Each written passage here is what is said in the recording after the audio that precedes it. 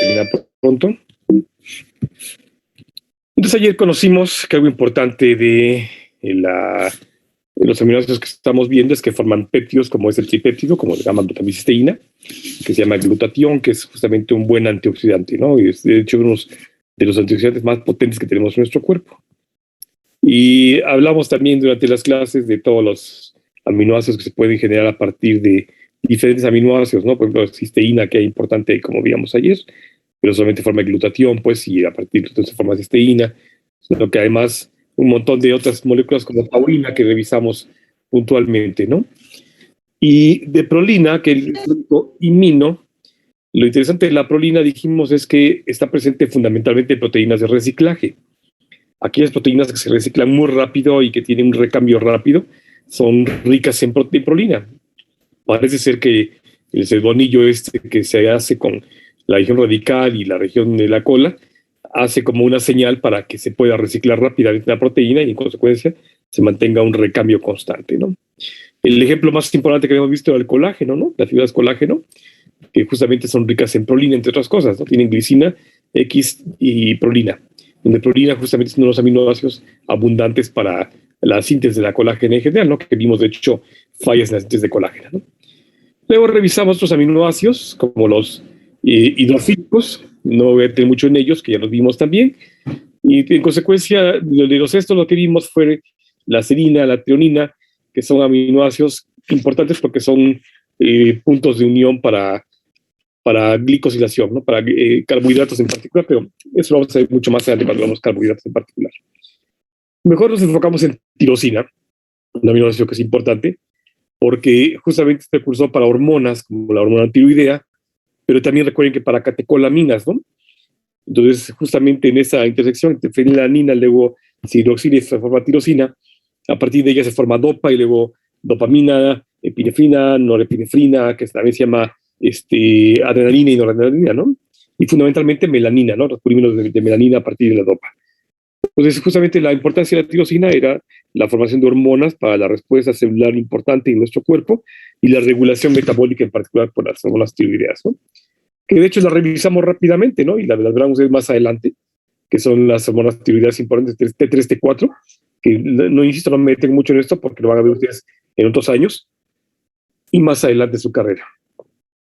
Los demás aminoácidos como asparagina, glutamina, que son justamente acarreadores de grupos nitrogenados, no tiene mayor complicación, no le veo problema, igual que los acídicos, ácido aspartico, ácido glutámico, que lo importante nada más es que la forma ionizada del ácido aspartico se llama aspartato, y este aspartato, cuando está ionizado el ácido aspartico, se convierte en un neurotransmisor, es decir, a partir del aminoácido primario, el ácido aspartico se convierte en un secundario que se llama aspartato, y es un neurotransmisor importante que es neuroexcitador, ¿no?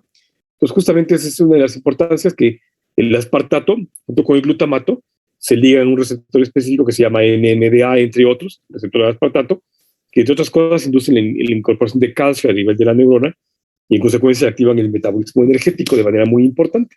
Entonces, eso es más bien importante en cuanto a aspartato y glutamato, ¿no? Que de hecho el ácido glutámico, que también se convierte en glutamato, aparte de eso, si se descarboxila, si pierde esta región carboxilo, la región radical, se convierte en GABA. Así es que es un aminoácido interesante porque es dual. Es neuroexcitador si es que está en la forma de glutamato, pero también es neuroinhibitorio si está en la forma descarboxilada. Entonces, cuando se descarboxila se llama GABA, el ácido gamma aminobutírico. Este GABA es, al contrario de su contraparte, de su gemelo idéntico, nada más que la contraparte, este GABA es inhibitorio, en cambio el glutamato es neuroexcitador, ¿no? Entonces es lo único interesante en cuanto al glutamato, ¿de acuerdo? La descarboxilación que lleva al GABA, o bien su reducción que lleva al glutamato. Y luego vimos algunos básicos que no tienen mayor problema, como la lisina, la arginina, pero de la histamina, la histamina sí, lo importante es que producía histamina, ¿no?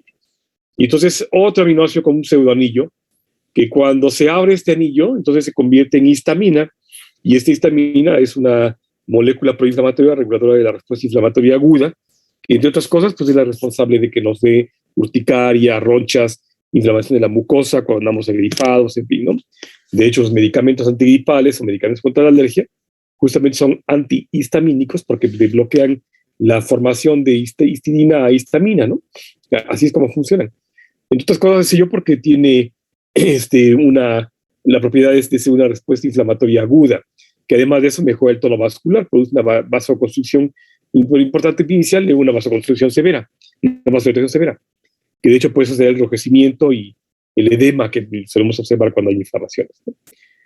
Luego revisamos ampliamente la taurina, no voy a detener en ella mucho, hablamos de la historia de la taurina para la diabetes, cómo empezó la historia de la taurina, vimos los efectos dañinos de ella, las concentraciones de la taurina, que no viene al caso ahorita mucho. Nada más lo importante de todo esto es que se deriva de la cisteína, hablamos de ella desde el punto de vista de la salud en general, vimos la importancia de tener precaución cuando tomamos bebidas energizantes a base de taurina y la mezcla con alcohol o con otras sustancias neuroexcitadoras, porque puede inducir el influjo de calcio masivo y en consecuencia la muerte, ¿no? Que de hecho conocimos todos los efectos de la taurina a nivel experimental y vimos cómo funcionaba la taurina justamente por el influjo de calcio, que era importante en ese sentido, ¿no? Pero lejos de eso, pues no había ningún problema, creo, con taurina, por lo menos al corto plazo no va a haber ningún problema, ¿de acuerdo? Conocimos todos los efectos de ello que finalmente inducen apoptosis o muerte celular por suicidio, justamente por el aumento en el metabolismo energético cerebral, ¿no? En fin, esa fue la historia de la taurina, que no me voy a meter mucho en ella, insisto, porque no viene al caso ahorita, en el corto plazo no viene al caso, pero en fin. Luego de todo esto de la taurina, dimos un salto a la síntesis de proteínas, que hablamos ampliamente de cómo se lleva a cabo la síntesis de proteínas a partir del dogma central de la biología molecular, ¿no? Otro tema del cual no me voy a detener este punto en el resumen, porque dos cosas. Primero, la fase 1, que es la triplicación, transcripción, la van ustedes a revisar ampliamente cuando tengan la clase de biología molecular el próximo año, así que no es en el caso de bioquímica, pero sí revisamos la fase 3, que es la traducción, ¿no? Esa fase 3 que se toca en la bioquímica, la revisamos justamente desde el punto de vista de los partícipes importantes, ¿no? Y dijimos que había ARNs de importancia, como el ARN mensajero, el ARN de transferencia, el ARN ribosomal, y de hecho, de este ARN ribosomal, lo importante era justamente que, voy a estar todo eso que es la transcripción, replicación, esto me lo salto para no abrumarlos. Lo importante es que los ribosomas están formados por RNA ribosomal mayor y menor, ¿no? Pero en conjunto, las dos subunidades mayor y menor de ribosomas, de ribosomales, dan lugar al ribosoma en conjunto, es decir, la unidad completa de la mayor y menor se llama ribosoma, ¿no? Entonces, ese ribosoma es la maquinaria de síntesis de proteínas que habíamos revisado, ¿no? Y de hecho, de este ribosoma, analizamos justamente cómo actuaba el ribosoma como tal, vimos las fases a través de las cuales se lleva a cabo todo este mecanismo, y hablamos ampliamente de la región importante para la bioquímica, que era la región peptidtransferasa de la región ribosomal mayor, ¿no? Que la región peptidtransferasa era la zona catalítica del ribosoma, que justamente como es catalítica, ahora se llama ribosima, ¿no? Una de las enzimas de naturaleza no proteica, no nucleotídica, que tiene capacidad enzimática para la síntesis de proteínas, es la región peptidtransferasa del ribosoma. De tal manera que si hablo del ribosoma desde el punto de vista de la síntesis de proteínas, me refiero a él, a ribosoma, región ribosomal mayor, región ribosomal menor, pero si hablo del ribosoma desde el punto de vista catalítico, me refiero a él como ribosima, ¿de acuerdo? A enzima, se refiere a la peptidtransferasa. Y hablamos ampliamente cómo ocurría la síntesis de proteínas, ¿no? Estas secuencias en las que se unía a la región aminoácil y luego hacía las síntesis de proteínas para la región peptidil y así sucesivamente revisamos todo eso, ¿no? Pero lo más importante es que revisamos que esa región peptidtransferasa, la región ribosima, pues, del ribosoma, era importante porque, me va a estar esto, porque justamente nos había enseñado los mecanismos para el bloqueo de esta región. Me salto esto. Vimos la tecnología de RNA, aquí está. Vimos la tecnología para el bloqueo en la región peptidtransferasa de muchas bacterias y aprendimos que podíamos engañar a esa región peptidtransferasa con algunas moléculas que se parecieran a un sustrato, ¿no? Entonces desarrollamos antibióticos, como es que estaban ustedes acá viendo, el cloranfenicol, la anisomicina, todo eso está acá.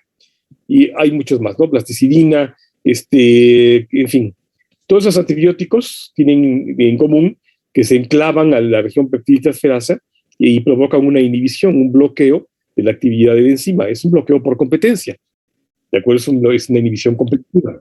Entonces, hay varias moléculas que lo hacen, igual moléculas antioncológicas, antineoplásticas. Pero los antibióticos son los más abundantemente estudiados, los más ampliamente utilizados para el bloqueo de la peptidita esferasa bacteriana, y así funcionan. Evitan que la bacteria forme proteínas como toxinas u otras proteínas de defensa para que puedan entonces colonizar. De tal manera que los antibióticos son inhibidores de la peptidita esferasa bacteriana, entre otras cosas también, ¿no? Entonces aprendimos eso justamente, y cloranfenicol, que es el que más se utiliza en la medicina actual, casi para todos será cloranfenicol en infecciones en los ojos, profiláctico cuando uno nace, todavía los bebés les ponen la botella de cloranfenicol, a pesar de que es bien tóxico, nefrotóxico, ototóxico, se sigue utilizando el cloranfenicol pues porque es muy efectivo justamente para bloquear la síntesis de proteínas, ¿no? Igual que la clindamicina, eritromicina, claritromicina y otros que se enclavan allá, vean cómo comparten el sitio de reconocimiento de la peptidita esferasa bacteriana en general, ¿no? En fin, eso fue algo importante que revisamos de la síntesis de proteínas, ¿no? Luego saltamos de aquí a hablar de los péptidos para formar secuencias de aminoácidos, y algo importante es que dijimos que si había 2 o más unidades de aminoácidos se llamaban oligopéptidos, ¿no? Pero la limitante eran 20. Si hay más de 2 a 20 aminoácidos es un oligopéptido. Si hay más de 21 es un polipéptido. Pero ojo, si tiene más de 50 residuos y tiene estructura tridimensional, se llama proteína. De tal manera que si yo tengo un peptidito de menos de 50, no puedo llamarle proteína. Hay excepciones, claro, ¿no? Hay, como siempre hay excepciones, pero son rarísimas. En general, todas las proteínas tienen más de 50 residuos de aminoácidos y tienen estructura tridimensional. Esas dos condicionantes tienen que cumplirse para que se llame proteína. Si tiene 180 residuos de aminoácidos, pero está lineal, sin estructura tridimensional, se sigue llamando péptido, excepto las proteínas fibrosas, claro está, ¿no? Entonces tiene que tener a la fuerza 50 residuos o más y estructura tridimensional para que sea llamado proteína. Y así conocimos entonces los oligopéptidos, los peripéptidos, en fin. Algo importante que revisamos todo esto es que las secuencias peptídicas se estabilizan a expensas de enlaces fuertes como enlaces de sulfuro, ¿no? Aquí está cisteína, por ejemplo, que coinciden una cadena con la otra. Y el resto de las estructuras peptídicas en la proteína se estabilizan por enlaces débiles, ¿no? Fundamentalmente puentes de hidrógeno, fuerzas de Van der Waals, interacciones iónicas, en fin, ¿no? Y entonces esto daba lugar a diferentes presentaciones de la proteína en particular, de tal manera que habíamos conocido la estructura primaria, si se refería a la estructura lineal de secuencia de aminoácidos, donde podíamos describir la región N, la región C terminal, el número de aminoácidos, el orden de los aminoácidos, en fin, cuántos, cómo están ordenados, en fin. Luego, a partir de este se llama la estructura secundaria, que eran las láminas beta y las alfa helicoides, y las superestructuras secundarias, que son las asas. A partir de esto, si se estructuraba tridimensionalmente, daba lugar a una proteína monomérica, que era estructura terciaria, y si era más de un monómero, 2 o más unidades proteicas pegadas, eran entonces estructura cuaternaria, ¿no? De esta manera que aprendimos estructura primaria, la secundaria, la terciaria y la cuaternaria. Pero lo importante es que entre la terciaria y cuaternaria, la cuaternaria tiene más de una subunidad, puede tener 2, 3, 20, 100, 1000 proteínas, pero todas trabajando como si fuera una sola proteína, es estructura cuaternaria. Si solamente es una proteína, nada más una proteína, es estructura terciaria, ¿de acuerdo? Y de estructuras secundarias, hablamos de las asas ampliamente, y de las alfa helicoides y las láminas beta, ¿no? Que son las estructuras secundarias. Y vimos cómo interactuaban con diferentes regiones de la proteína, dándole movilidad y protección, como el caso del hemo, ¿no? El grupo hemo que está en la hemoglobina o en la mioglobina, que está allá enclavado en una región, vean ustedes, con asas muy amplias y regiones alfa helicoides, con aminoácidos evidentemente hidrofóbicos, para que no entre el agua y haga las suyas, ¿no? Entonces, esa es la importancia justamente de las estructuras secundarias, ¿no? Que la revisamos ampliamente, ¿no? De tal manera que vimos que las estructuras primarias estas nos dan la región N y C, la secuencia de aminoácidos, el número de aminoácidos, el orden de los aminoácidos, la presencia o no de modificaciones. En cambio, en la secundaria nos empezaba a ver las alfa hélices, las láminas beta, veíamos en todo caso dónde estaban ubicadas, cómo estaban ubicadas, las asas que también son muy importantes, y en todo caso secuencias sí eran paralelas o antiparalelas, que solamente daba la rigidez a la proteína como tal, ¿no? La estructura terciaria, que ya era la proteína monomérica, que nos hablaba de sitios o dominios específicos, y la presencia o no de grupos prostéticos u otros elementos ahí pegados a la proteína, ¿no?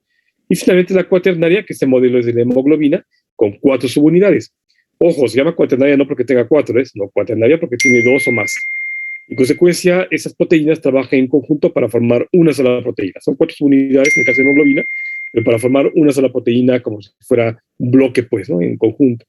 Entonces vimos así las estructuras en las que se divide la proteína, primaria, secundaria, terciaria y cuaternaria, y el quinto nivel que hablaba de los dominios del conocimiento, en fin, ¿no? En fin. Entonces todo eso lo revisamos ampliamente, estructura primaria, secundaria, terciaria y cuaternaria, vimos ejemplos y conocimos que era eso importante justamente para conocer la secuencia de aminoácidos y entender cómo es que algunas proteínas tienen fallas estructurales que dan lugar a enfermedades, ¿no? De hecho, revisamos ampliamente la anemia de células falciformes, cuya translocación del ácido glutámico a valina en el aminoácido 6 da lugar a este rollo en las células falciformes, ¿no? Que la revisamos ampliamente. En fin, todo esto lo revisamos ampliamente, no en ello, nada más recuerden que las estructuras láminas beta son rígidas e insolubles, en cambio las asas son flexibles, igual que ¿cómo se llaman? Las alfa helicoides, ¿de acuerdo? Debe estar todo esto que lo revisamos. En fin, revisamos un montón de proteínas, debe estar todo esto, porque vimos en todo caso que estaban clasificadas en fibrosas, en globulares, vimos que las fibrosas tienen estructuras lineales, las globulares no. En fin, hablamos del grupo prostético ampliamente y vimos el fenómeno de la desnaturalización, ¿no? Cuando la proteína pierde estructura tridimensional, le llamamos desnaturalización, ¿no? Que puede ser total o parcial, puede ser parcial y es reversible, puede ser total y es irreversible, por lo menos en la forma natural. Experimentalmente nada más hemos logrado renaturalizar las proteínas, pero de manera normal no es posible renaturalizarlas, ¿de acuerdo? Y hablamos así de otros complejos encargados de la destrucción, como el protosoma, que no viene al caso ahorita, me voy a saltar esto porque no viene al caso en este punto. Conocimos varias proteínas, hablamos de las albúminas, conocimos también las desnutriciones, la de Kwashiorkor, la marasmática, hablamos de la hemoglobina ampliamente, la colágena, te voy a revisar eso, me regreso ahorita a eso. Porque en consecuencia, cuando empezamos a hablar de proteínas en particular, y nos enfocamos en la hemoglobina, por ejemplo, hablamos no solamente de cómo está estructurada, sino de cómo forma polímeros de hemoglobina cuando se oxigena, ¿no? ¿Se acuerdan ustedes? Este polímero se forma cuando se oxigena y luego se despolimeriza cuando ya se desoxigena. De tal manera que conocimos varios tipos de hemoglobinas, ¿no? Y conocimos que la A1 es la del adulto, la que ustedes sí tenemos, que le empezamos a formar antes del nacimiento, vean ustedes, ¿no? Pero que en toda secuencia ya nacemos con ella y es la que predomina en nuestra vida adulta. Aunque tenemos todavía pequeñas trazas, muy poquita cantidad de hemoglobina fetal que nos sirvió en los últimos meses de la gestación, y la hemoglobina, otros tipos de hemoglobinas, como la hemoglobina A2, que también es la forma embrionaria fetal de la hemoglobina, fetal fundamentalmente, aunque las demás, las embrionarias, han desaparecido prácticamente por completo, ¿no? Que no son normales. De tal manera que ustedes y yo tenemos hemoglobina A1 predominantemente y A2 en menor proporción, igual que la fetal. Conocimos diferentes hemoglobinopatías. Hablamos de anemias inestables, la anemia de células parasíticas, anemia de células falciformes, y vimos las talasemias como fallas en la cadena globínica, en la parte proteica. Y también hablamos de las fallas en los grupos prostéticos, particularmente el anillo porfínico, de las porfirias, ¿no? Y revisamos ampliamente todo esto. De las anemias de células falciformes, platicamos cómo es que se da lugar a esta semilla que tiene forma de hoz, y también hablamos de fallas estructurales en la proteína y que por eso da lugar a la anemia hemolítica, ¿no? Luego conocimos fallas estructurales de proteínas que pierden su plegamiento. Y para ejemplo vimos a las proteínas prion, ¿no? Que son así, la proteína prion constitutiva, que de pronto se convierte en láminas beta para hacer la proteína prion scrappy o proteína prion infecciosa. Y vimos que era causante de las encefalopatías espongiformes, ¿no? Todas ellas mortales, todas ellas irreversibles, progresivas, que provocan una encefalopatía grave, con deterioro mental de que va de meses a años, pero que invariablemente acaban con la vida del sujeto, ¿no? Y también como modelo de proteína que pierde estructura tridimensional, hablamos de la proteína amiloide beta, ¿no? Y vimos que era igual, un modelo semejante a la prion, ¿no? Una proteína que se corta a partir de los 20 años de edad y que se va depositando y que desea una proteína alfa helicoidal, fundamentalmente se empieza a formar láminas beta que se empiezan a agregar y en consecuencia da lugar a dos lesiones histopatológicas muy importantes, ¿no? En el Alzheimer, la araña neurofibrilar, que está formada por la proteína tau, y la placa neurítica, que está formada por la proteína amiloide beta propiamente, ¿no? Estas son las proteínas amiloide beta, que era la proteína alfa helicoidal, que ahora se ha convertido en lámina beta y se ha ido depositando poco y lento y progresivamente en el cerebro a lo largo de décadas hasta que empieza a dar estragos, ¿no? Y cuando se junta con la proteína tau, con el colapso neuronal, pues lleva a la muerte de neuronas y en consecuencia la pérdida de la función neuronal, ya sea motora, sensitiva, en fin, ¿no? Entonces, hablamos ampliamente de todo esto y de hecho, no solamente vimos eso, sino que empezamos a ver el colágeno, conocimos que era la proteína más abundante en nuestro cuerpo, ven ustedes, el 90% está en los tendones, en los huesos, es ampliamente distribuida el colágeno, es la más abundante de las proteínas en nuestro cuerpo, y conocimos diferentes fallas en las síntesis de colágeno, ¿no?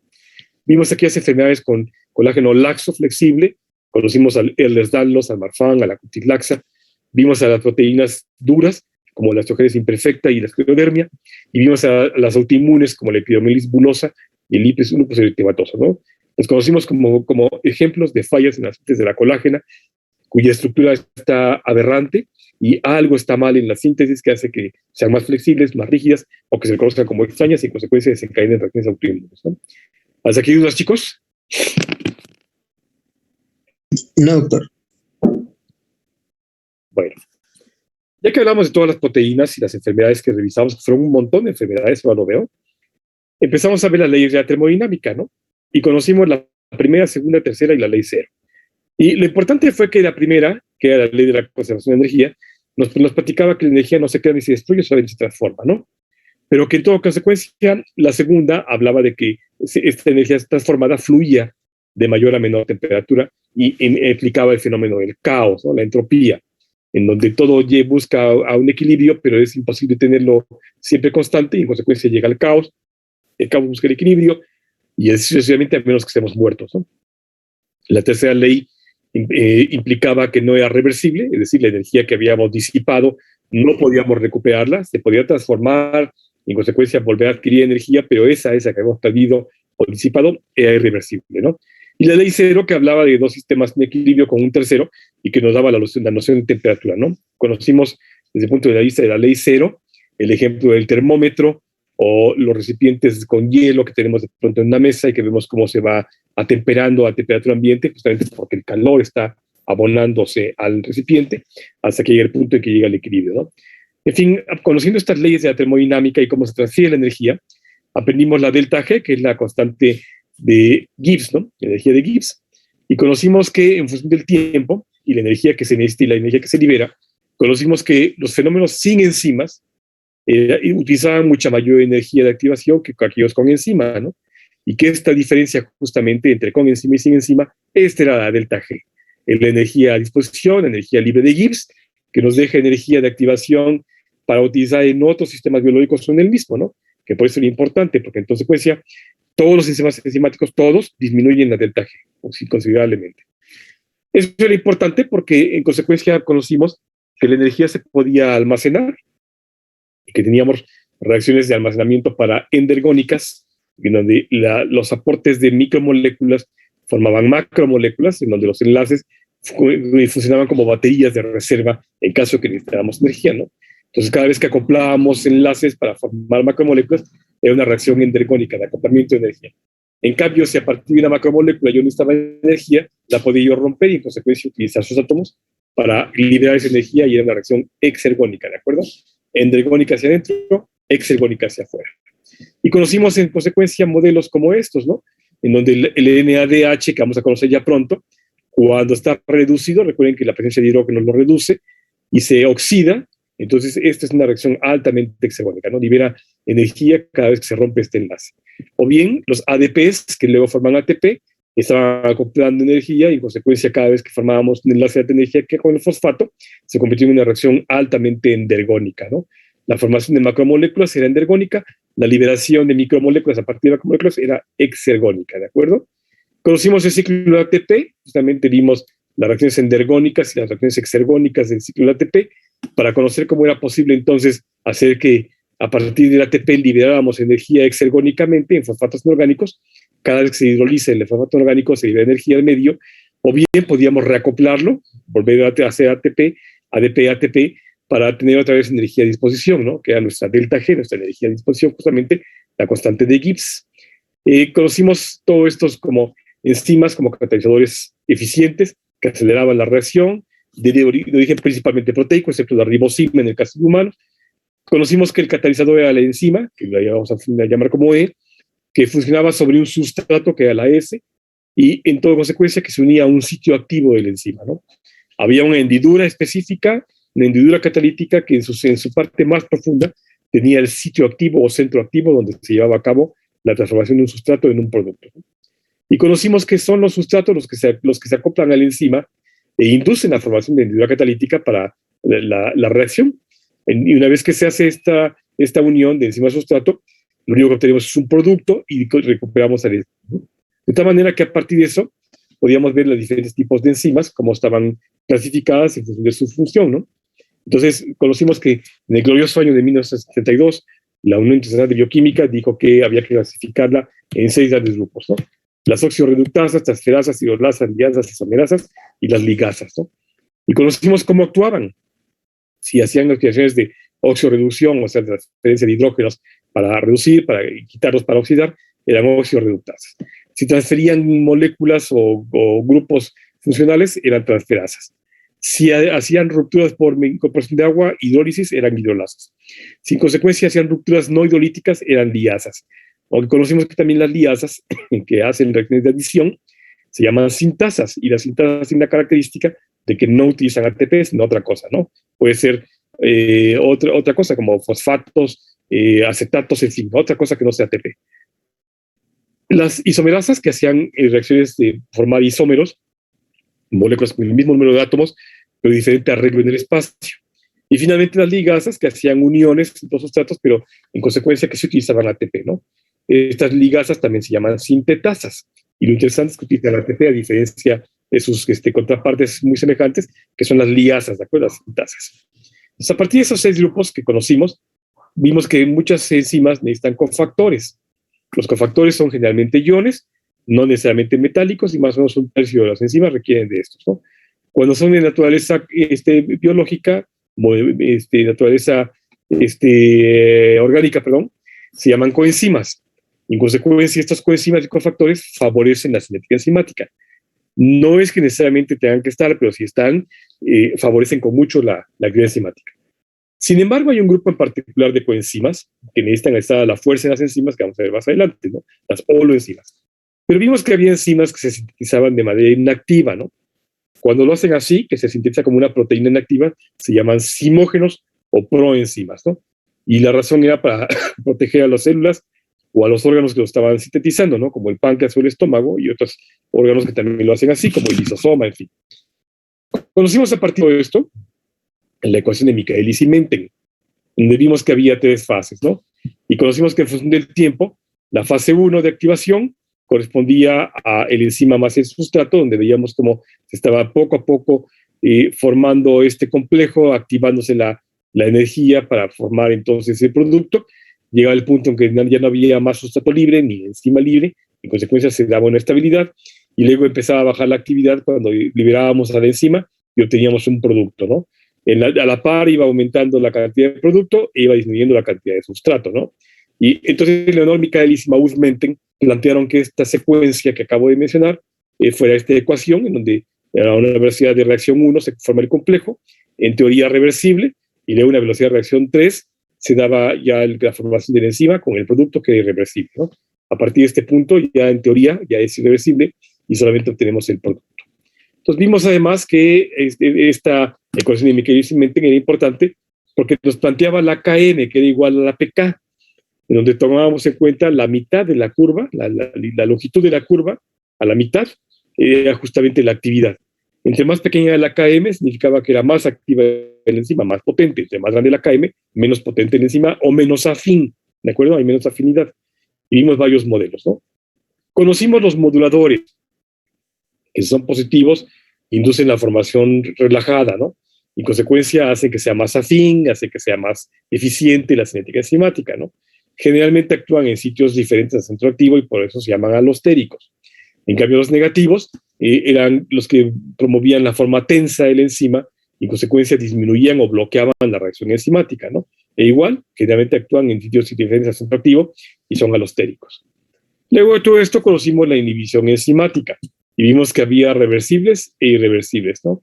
Y hablamos ampliamente de los tres tipos de reversibles, la competitiva, no competitiva y acompetitiva, ¿no? Como ejemplo de la competitiva vimos varios, pero también ahora menciono los antibióticos en la peptidita esterasa como una inhibición competitiva, ¿no?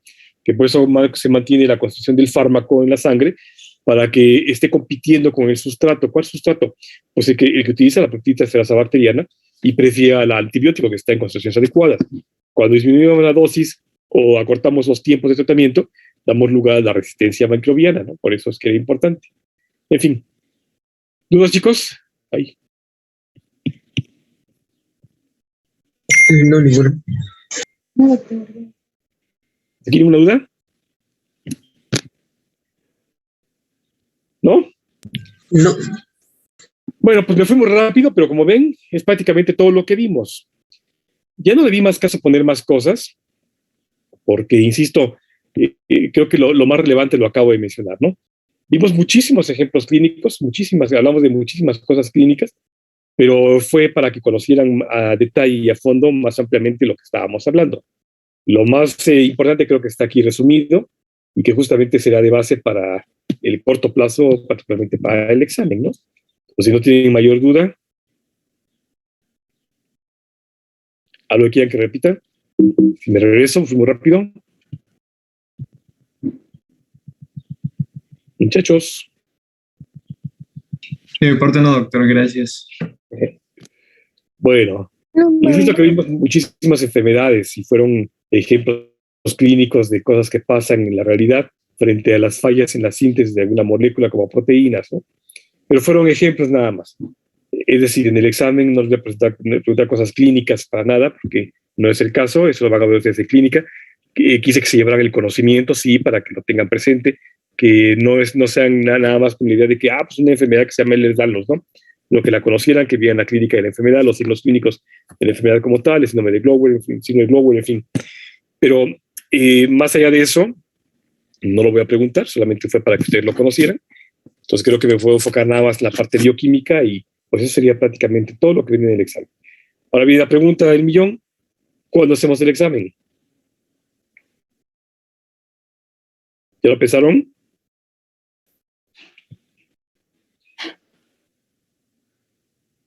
Bueno, supongo que el silencio quiere decir que no. Tengo un problema. El martes tengo una reunión a las 11 de la mañana y por CU, es presencial, a las 11 de la mañana. En lo que salgo de la reunión, que será como a las 12 y algo, y me conecto ya sea por mi celular o por la computadora, no llego. Entonces el martes no los podré yo ver, tampoco podemos hacer el examen. Pero el lunes podríamos empezar el siguiente bloque el curso como tal. Déjenme buscar lo que estamos aquí ahorita hablando. Déjenme buscar eso. Podríamos empezar el siguiente bloque, sé yo, del curso el lunes, o bien que ya me vayan diciendo cuándo quieren el examen. Como ven.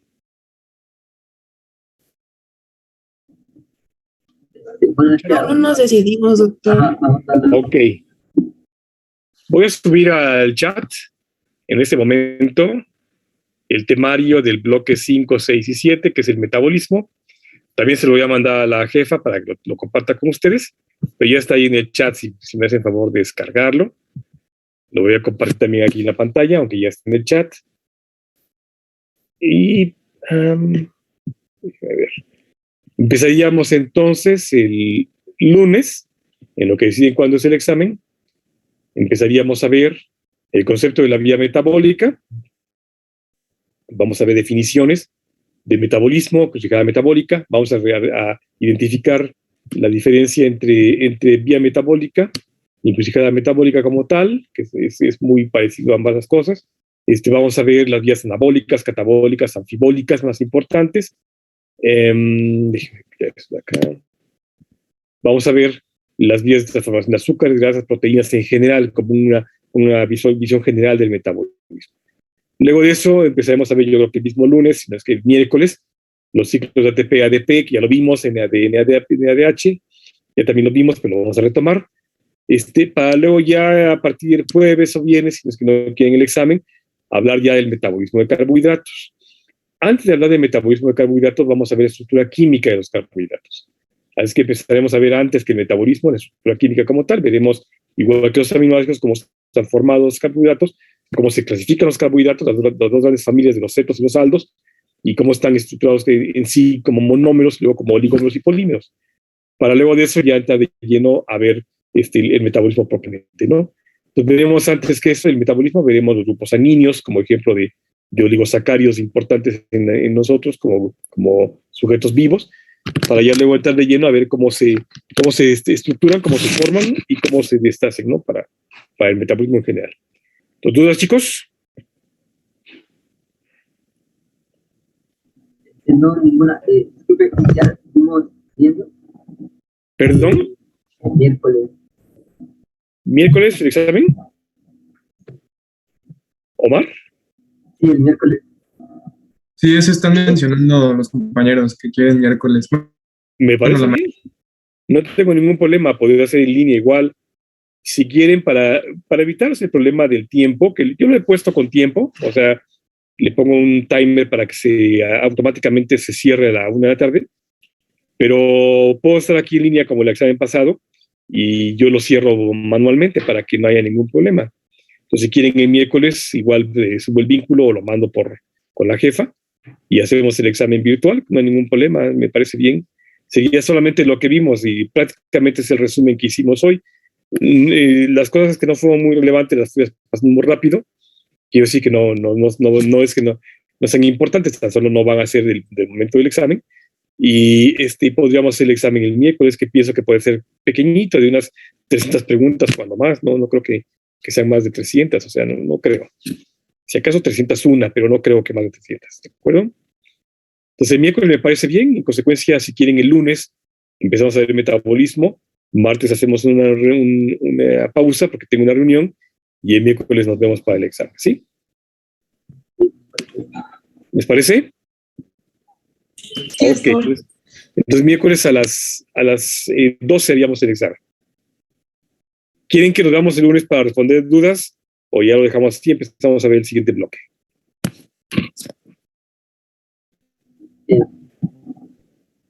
No sé cómo gusta. Bueno, piénsenlo, ¿no? Me dicen, ¿qué les parece? Si no, el miércoles vemos ya el tercer bloque. Bueno, chicos, mi foto, por favor. Si no hay más dudas ni comentarios. Hola, Alejandra. Dale. Hola, José Luis. Hola, Mar. Hola, Marifer. Va mi foto. Gracias.